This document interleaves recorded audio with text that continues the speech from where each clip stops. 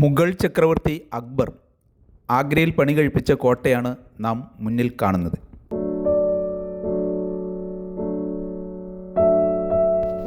ആഗ്രയിലെ ചെങ്കോട്ട എന്നാണ് ഇത് അറിയപ്പെടുന്നത്. ചുവന്ന കല്ലുകൾ കൊണ്ടാണ് ഇത് പണിതിരിക്കുന്നത്. ലോകാത്ഭുതമായ താജ്മഹലിന് 2.5 കിലോമീറ്റർ വടക്ക് പടിഞ്ഞാറായാണ് ഈ കോട്ട സ്ഥിതി ചെയ്യുന്നത്.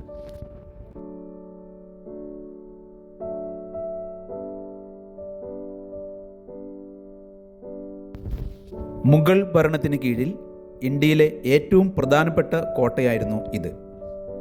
ബാബർ മുതൽ ഔറംഗസീബ് വരെയുള്ള മുഗൾ ചക്രവർത്തിമാർ ഇവിടെ നിന്നാണ് രാജ്യം ഭരിച്ചത്.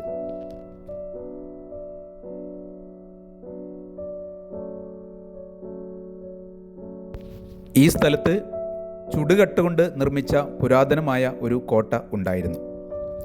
ദില്ലി സുൽത്താനായിരുന്ന സിക്കന്ദർ ലോധി 1487 മുതൽ 1517 വരെയുള്ള കാലഘട്ടത്ത് അദ്ദേഹത്തിൻ്റെ തലസ്ഥാനം ആഗ്രയിലേക്ക് മാറ്റുക ഉണ്ടായി. തുടർന്ന് സിക്കന്ദർ ലോധി ഈ കോട്ടയിൽ നിന്നാണ് ഭരണം നടത്തിയത്.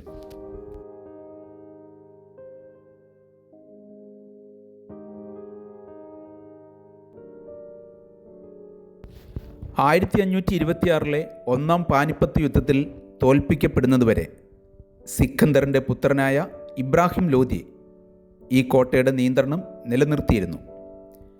ഇക്കാലത്ത് നിരവധി കൊട്ടാരങ്ങളും കുളങ്ങളും പള്ളികളും അദ്ദേഹം ഈ കോട്ടയ്ക്കകത്ത് പണി കഴിപ്പിച്ചു.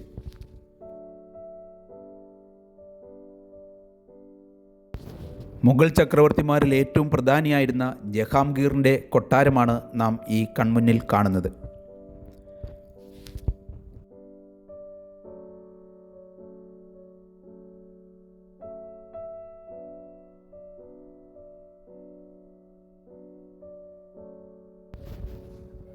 പ്രശസ്തനായ മുഗൾ ചക്രവർത്തി ജഹാംഗീർ കുളിക്കുവാൻ ഉപയോഗിച്ചിരുന്ന ഒരു കൽക്കുളമാണ് നാം ഈ കാണുന്നത്.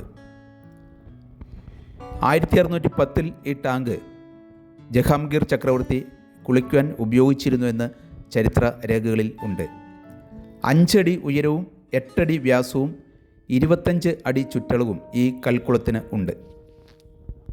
ഇതിനുള്ളിലേക്ക് ഇറങ്ങുന്നതിന് ഇതിൻ്റെ ഉള്ളിൽ പ്രത്യേകം സ്റ്റെപ്പുകളും കല്ലുകൾ കൊണ്ട് തന്നെ കൊത്തി തയ്യാറാക്കിയിട്ടുണ്ട്.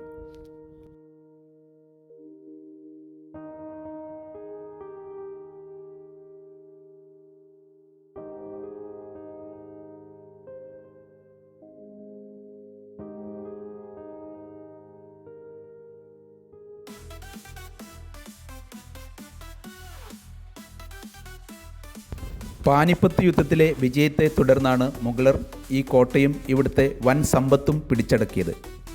കോഹിനൂർ രത്നവും ഇക്കൂട്ടത്തിൽ ഉണ്ടായിരുന്നു എന്ന് പറയപ്പെടുന്നു.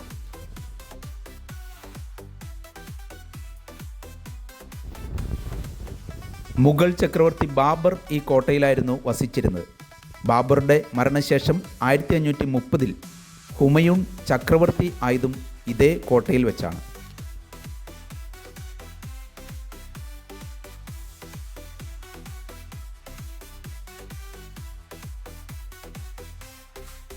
ആയിരത്തി 1540 പഷ്തൂൺ വംശജനായ ഷേർഷാ സൂരി ഹുമയൂണിനെ പരാജയപ്പെടുത്തി. തുടർന്ന് 5 വർഷക്കാലം ഷേർഷാ സൂരി കോട്ടയുടെ നിയന്ത്രണം ഏറ്റെടുത്തു.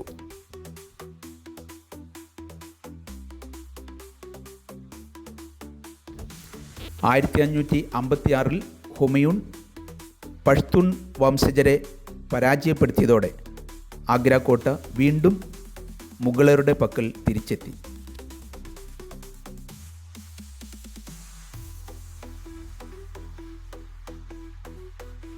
ഈ കോട്ടയുടെ കിളിവാതിലിലൂടെ നോക്കുമ്പോൾ നാം കാണുന്നത് ലോക മഹാത്ഭുതമായ താജ്മഹലാണ്.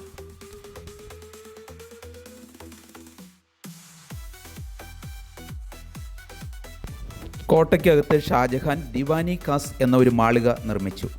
അക്ബർ കാലഘട്ടത്തിൽ നിന്ന് വ്യത്യസ്തമായി ചുവന്ന മണൽക്കല്ലിന് പകരം വെണ്ണക്കല്ലാണ് ഷാജഹാൻ കെട്ടിടങ്ങൾക്ക് ഉപയോഗിച്ചത്.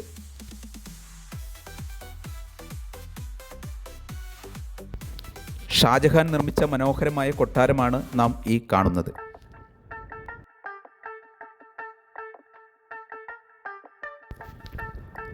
തൻ്റെ പ്രിയപത്നി മുംതാസ് മഹലിൻ്റെ സ്മരണയെ ഓർത്തുകൊണ്ട്, താജ്മഹലിനെ നോക്കി കണ്ണുനീർ വാർത്തുകൊണ്ട് ഷാജഹാൻ ഈ കൊട്ടാരത്തിൽ തടവിൽ കഴിഞ്ഞു.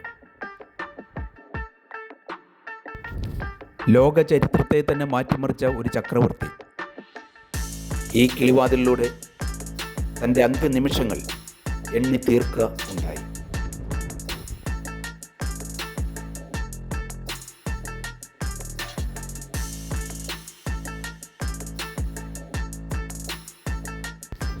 ആയിരത്തി 558 അക്ബർ ആഗ്രയെ സാമ്രാജ്യത്തിൻ്റെ തലസ്ഥാനമാക്കുകയും ഈ കോട്ടയിൽ വസിക്കുവാൻ ആരംഭിക്കുകയും ചെയ്തു എന്ന് നാം പറഞ്ഞു. ഇഷ്ടികയാൽ നിർമ്മിക്കപ്പെട്ടിരുന്ന ഈ കോട്ട അക്കാലത്ത് ബാദൽഗഡ് എന്നാണ് അറിയപ്പെട്ടിരുന്നത്. അക്ബറുടെ കാലത്തെ ചരിത്രകാരൻ അബുൽ ഫസൽ തൻ്റെ ചരിത്ര രേഖകളിൽ ഇങ്ങനെ രേഖപ്പെടുത്തിയിട്ടുണ്ട്.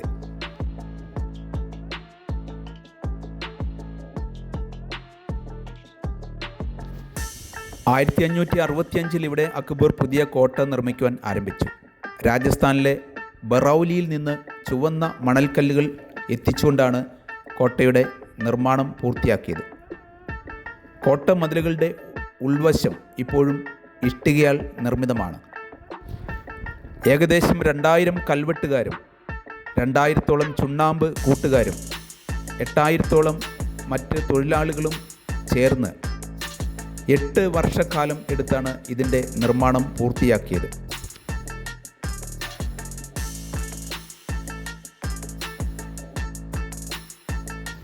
കോട്ടയ്ക്ക് ഉള്ളിൽ കാണുന്ന നിർമ്മിതികളും കൊട്ടാരങ്ങളും പല ചക്രവർത്തിമാർ, പല ഭരണാധികാരികൾ പല വർഷങ്ങൾ കൊണ്ട് നിർമ്മിക്കപ്പെട്ടവയാണ് എന്നുള്ളത് പ്രത്യേകം ശ്രദ്ധേയമാണ്.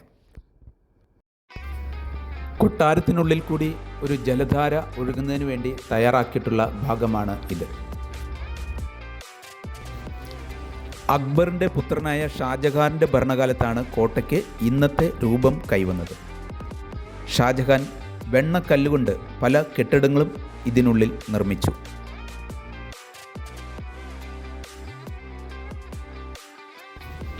നിലവിലുണ്ടായിരുന്ന പല കെട്ടിടങ്ങളും ഇടിച്ചു നിരത്തിയാണ് ഷാജഹാൻ തൻ്റെ കെട്ടിടങ്ങൾ ഇവിടെ പണിതത് എന്നതും പ്രത്യേകം ശ്രദ്ധേയമാണ്. ശക്തമായ മുഗൾ സാമ്രാജ്യത്തിൻ്റേത് മാത്രമായിരുന്നില്ല ഈ കോട്ട. 13 വർഷത്തോളം ഭരത്പൂരിലെ ജാട്ട് ഭരണാധികാരികളുടെ കീഴിലായിരുന്നു ഈ കോട്ട. 18-ാം നൂറ്റാണ്ടിൻ്റെ തുടക്കത്തിൽ മറാഠ സാമ്രാജ്യം ഈ കോട്ട ആക്രമിക്കുകയും പിടിച്ചെടുക്കുകയും ചെയ്തു. 1761 നടന്ന 3-ാം പാനിപ്പട്ട് യുദ്ധത്തിൽ അഹമ്മദ് ഷാ അബ്ദാലി പരാജയപ്പെട്ടതോടെ മറാത്തകൾ കോട്ടയിൽ നിന്ന് പുറത്തായി. 1785 മഹദ്ജി ഷിൻഡെ കോട്ട പിടിച്ചെടുത്തു.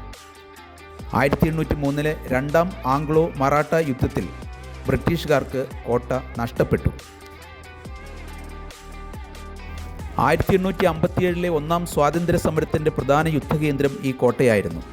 1-ാം സ്വാതന്ത്ര്യ സമരം അടിച്ചമർത്തപ്പെട്ടതോടുകൂടി വീണ്ടും ഒരു നൂറ്റാണ്ടുകാലം കോട്ട ബ്രിട്ടീഷുകാർക്ക് അധീനമായി. ഈ കോട്ടയിലുണ്ടായിരുന്ന ജഹാംഗീറിൻ്റെ നീതിന്യായ ചങ്ങല പ്രത്യേകം പരാമർശിക്കേണ്ടതാണ്. ഭരണാധിപൻ്റെ നീതിന്യായ വ്യവസ്ഥയുമായി ബന്ധപ്പെട്ട ലോക ചരിത്രത്തിലെ ഏറ്റവും ശ്രദ്ധേയമായ ഒരു നീക്കമാണിത്. ആഗ്ര കോട്ടയിലെ നീതിന്യായ ശൃംഖല അങ്ങനെ ലോകപ്രസിദ്ധമാണ്. 1605 ജഹാംഗീർ സ്ഥാനാരോഹണം ചെയ്തപ്പോൾ ചെയ്ത ആദ്യ ഉത്തരവ് പ്രകാരം സ്ഥാപിച്ച നീതി ശൃംഖല എന്ന പടുകൂറ്റൻ ചങ്ങല ഈ കോട്ടയിൽ ഉണ്ടായിരുന്നു. കോടതികളിൽ നീതി ലഭിക്കാതെ വന്നാൽ ദുരിതബാധിതർക്ക് ഈ പടുകൂറ്റൻ ചങ്ങല കിലുക്കാം. ഇതിൻ്റെ ശബ്ദം ചക്രവർത്തി കേട്ടാൽ ഇവിടെ നീതി നിഷേധിക്കപ്പെട്ടതായി മനസ്സിലാക്കും. തങ്കം കൊണ്ട് നിർമ്മിച്ച ഇതിന് 60 മണികളും 1 കിൻഡൽ ഭാരവും ഉണ്ടായിരുന്നു. ഒരു അറ്റം ഷബുർജ് കവാടത്തിലും മറ്റേ അറ്റം നദിക്കരയിലെ ഒരു തൂണിലും ഉറപ്പിച്ചിരുന്നു. സാമ്രാജ്യത്തിൻ്റെ പരമോന്നത ജുഡീഷ്യൽ അധികാരിയായ ചക്രവർത്തിയെ സാധാരണക്കാരന് പോലും നേരിട്ട് പരാതി അറിയിക്കുവാൻ ഇതുമൂലം കഴിഞ്ഞു. ഇത് ഇന്ത്യൻ ചരിത്രത്തിലെ നീതിന്യായ വ്യവസ്ഥയിലെ ഒരു ഇതിഹാസമായിരുന്നു.